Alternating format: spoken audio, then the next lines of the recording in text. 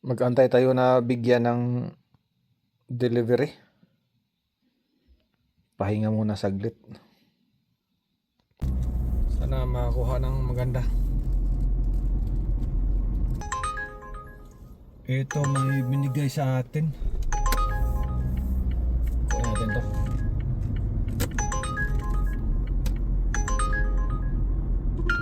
Unang bigay sa fish and chips. Tara na. Dito natin kunin. Malapit lang. 200 meters.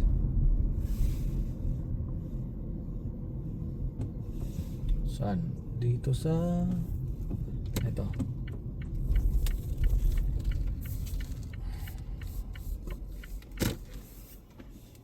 Yan, naka-ready na ba? Parang hindi pa eh. Tara.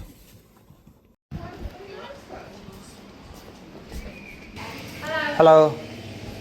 Picking up for Maliana? Oh, yes, you're good. Yeah. You're good.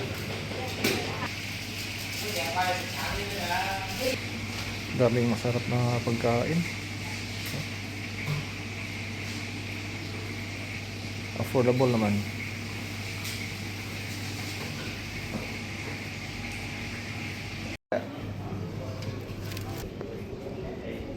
Tara na. Nakuha na natin. Ihatid na natin. Medyo malayo to. Medyo malayo-layo talaga yung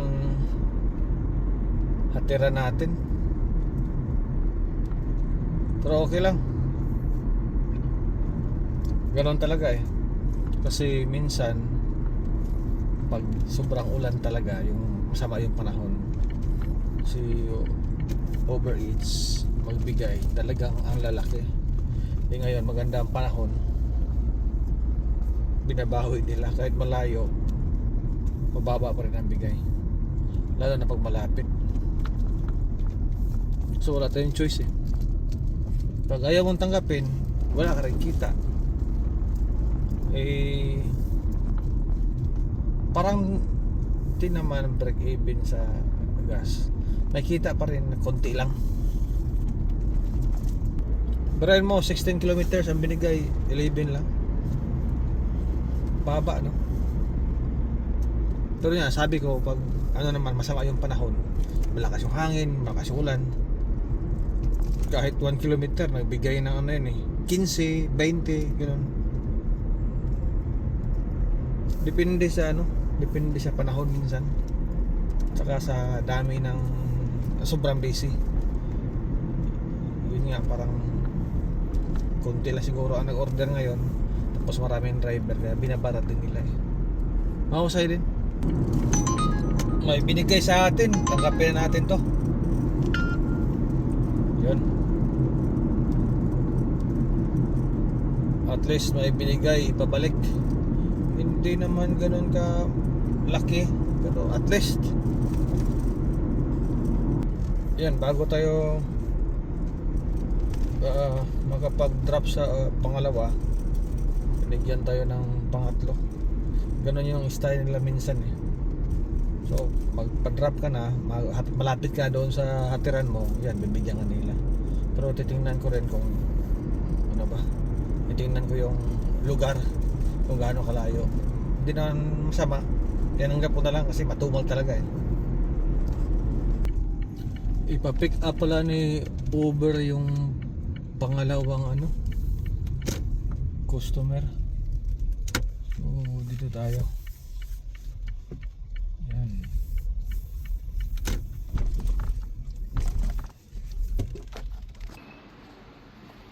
Kaming nagpila.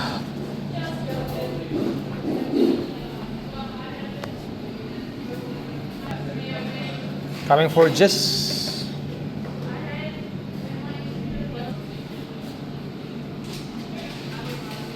Thank you. Yan, nakuha na natin yung pangalawa. Dito na tayo. I-drop natin yung una. Sabi sa litter box daw.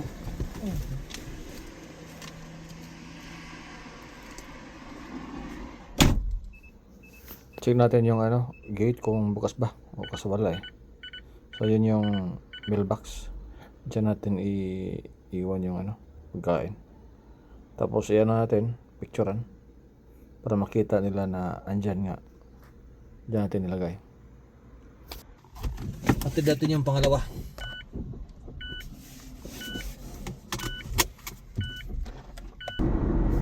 Nasa ano tayo ngayon? State Highway. State Highway to. Malayo-layo pa to eh.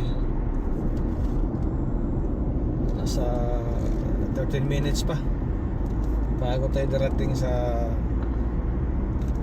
pangalawang hatiran natin. Yung takbo dito nasa 100 kilometers an hour. Yun po ang limit.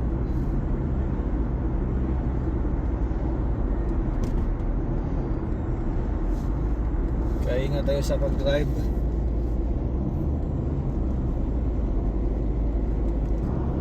Medyo madilim dito eh. Yung nagdala ng liwanag, yung mga kasalubong mo lang na ano, sasakyan sa kabilang daan.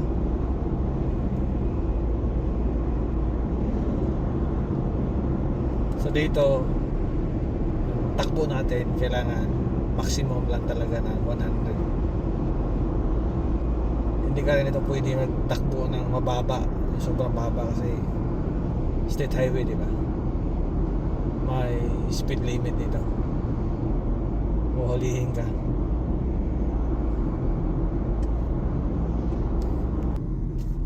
Malapit na tayo sa ano, sa dera natin.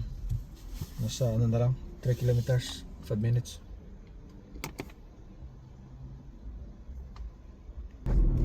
Malapit na tayong tumating. Dito na 22C. Saan ka ito? 22C. Just be safe. Yan dito 22C.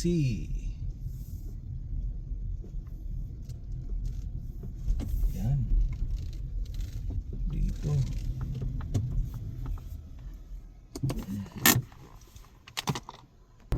Yun, na-drop na natin ang pangalawa. So, back na naman tayo sa ano, balik tayo doon sa city. Sana mabigyan ng maganda. Mabinigay sa atin. Malapit lang oh. Tagapin natin. Jason? Jason. Thank you. Yes, please. Yeah.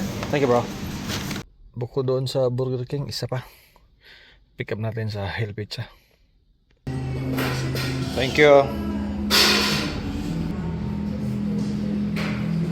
Ayun, nakuha natin yung dalawa. So, ihatid na natin. Ang distansya mula sa pinagkunan natin ang una, nasa 2 kilometers lang. Tapos mula nung nag-pick up tayo, ilan na yun? 1, 2, 3, 4, 5, 6. 6 na po yung na pick up natin na pagkain. Nasa ano na, 5, 6, 2 hours. Naka-6 lang tayo. Talaga matumal, no? Dito na tayo sa unang drop natin. Ito, ano to eh, Soki ito eh. Parati ito nagpapahatid. Mahilig to sila sa online ano, order. Drop muna natin.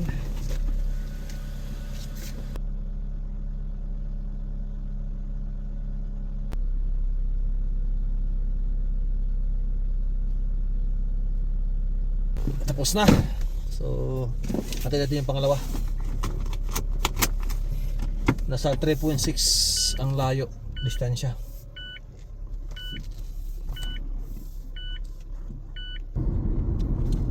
Ito yung mga ano, isa sa mga sabi nila na lugar na maraming mga gang daw. Medyo daw magulo to dito dati. Pero siguro saan naman yung ano, kung saan na lugar mayroon naman talagang gulo eh. Pero ito daw parati ito ditong may case na talagang gano'n magulo daw dati. Pero yung pakay natin ay makatid lang ng pagkain, wala naman siguro problema yun. So yung ganggang dito ano naman yan eh, hindi naman yan sila basta-basta ng galaw ng taong walang kasalanan. Hindi naman sila magtitrip eh. Yung kalaban nila, yun din yung ano nila, yung kalaban na yung gang nila, yun lang. Eh yung mga tayo, essential tayo eh. Pag gilawin tayo eh wala na makatid sa ano kanila na pagkain. Karamihan na kaso yung membro ka din ng kalaban nila ganun. Parang Pinas lang ba yung galawin nila, yung mga yung kalaban din kontra yung membro ka ganun.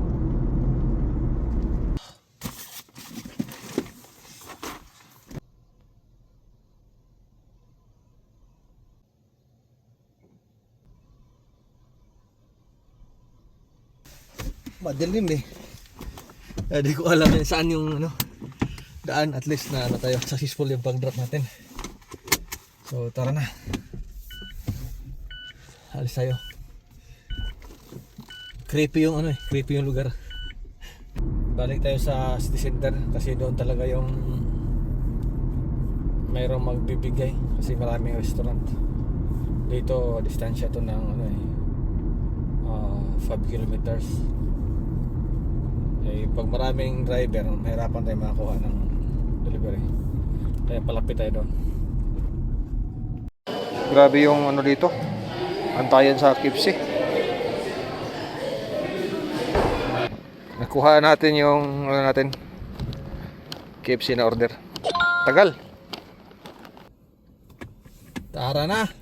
Ihatid na natin yung KFC natin. Grabe, sobrang tagal ng ano, antayan. Umabot ng 30 minutes para mag-antay sa isang kapirasong order na ano na $7 ang bigay. Malayo pa naman yung tira natin. Nako, yun o, yun. So yung hatira natin ano, mga ilang minuto, 5 minutes, 4 kilometers. Grabe, tagal talaga. Ano ako eh, kailan pa ako? Sa loob ng 5, 6, 7 grabe, 3 oras yung nakuha kong delivery. 7 lang. Talagang mapapakamot ka sa ulo, no? Pero okay lang, ganoon talaga eh. Tiyaga lang. Pag minsan kasi maganda, minsan pangit din yung bigayan. Pero yun nga, dahil isa tayong yung mahirap ba, kahit kunting pera pinapatos natin, pero marangal naman yung trabaho natin, ano? Pinaghirapan natin to eh. Kahit konti lang, talagang pinag ano natin, tiyagaan. Ano to, wag natin, di ko kinakahiya yung konti lang kinita, ganyan. Eh pinagtiyagaan mo to, di ba? Pinagtrabahuan. Yung pasensya mo, malinis na to, malinis na pera. Wala tayong inapakan. Ganun ka ano. Ganun tayo magtrabaho. Patas. Diba? So yung pampitong delivery natin, kahit ganun ka ano, kagit-gitan yung bigaya ng ano, Uber Eats, tanggapin na lang natin na yung kapalaran kapalaran sa pag-deliver na hindi pare-parehas ang oras ng o panahon ng magandang bigayan. Bigyan na tayo. Ito na natin yung KFC. Nag-aantay na yung nangyari.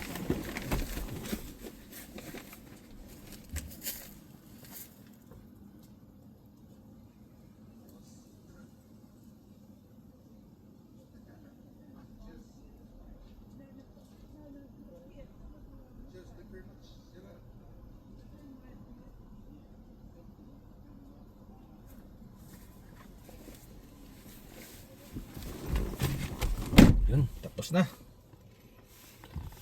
Balik tayo sa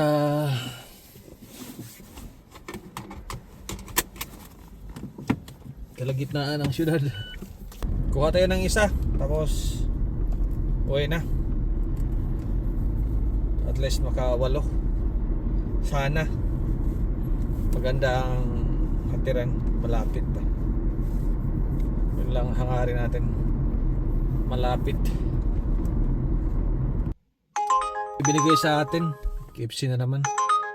Tanggapin natin, huling ano to, huling delivery. At uwi na tayo. Larga. So malapit tayo sa KFC. Yung problema sa KFC, pag wala yung manager nila, yung delivery parang hindi nila pinapansin eh. Pag andyan yung manager naka-duty, yan, parehas ang serbisyo. Doon sa order talaga sa in-store, yung mga customer, at saka yung mga online order, parehas yung pag ano, asikaso. Pero pag wala, ay nako, ang tagal. Kaya minsan, kinakancel ng mga driver. Kaya na, cancel nga ako dito eh. Subukan natin ngayon, baka medyo okay. Sana andyan na yung order natin ng customer para mabilis sa pick up.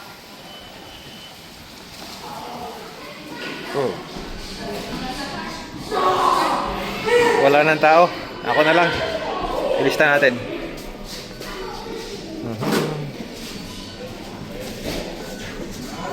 Ano yun? Okay. 6 ABA. Hi. ABA. Thank you. Mabilis ngayon ah. Natin. Thank you.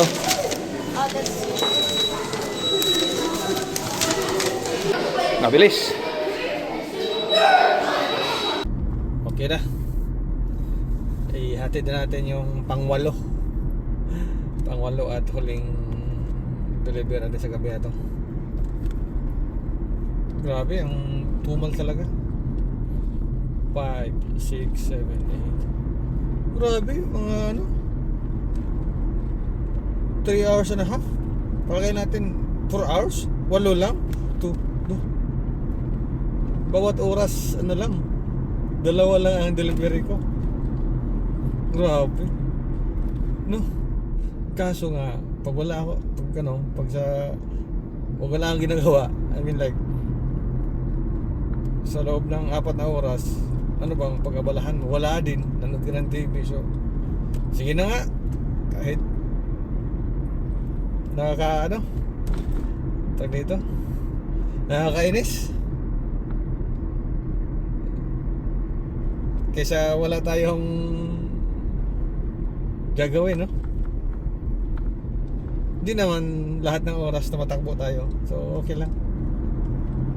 So, pag walang, pagkatapos ng hatid, balik sa city, kung walang bigay, then, yung city center, di lang gano'ng kalayo eh.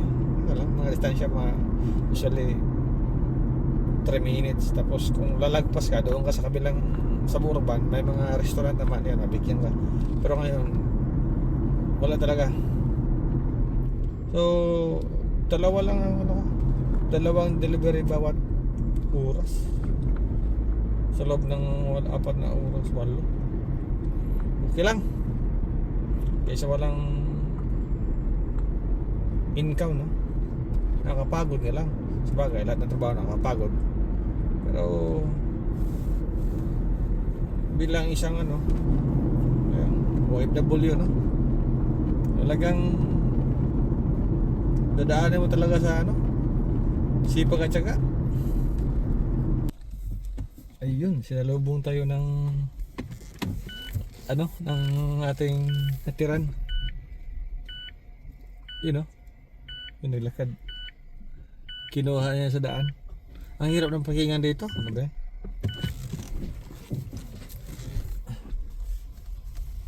So, drop natin. Ayos, tapos na. Uwi na tayo. Tapos na yung pang-8 natin. Grabe. Talagang tiyagaan. Tiyagaan talaga. Ayos lang, ganun talaga ang buhay. So, pauwi na tayo. Tinapos natin yung delivery sa gabi na to around 8 o'clock, 8:50. Simula tayo 4:54. Oh, 4:56. 4:56, yeah. So 5, 6, 4 hours na. Grabe. So yan lang muna at salamat sa inyong lahat. Hanggang sa muli.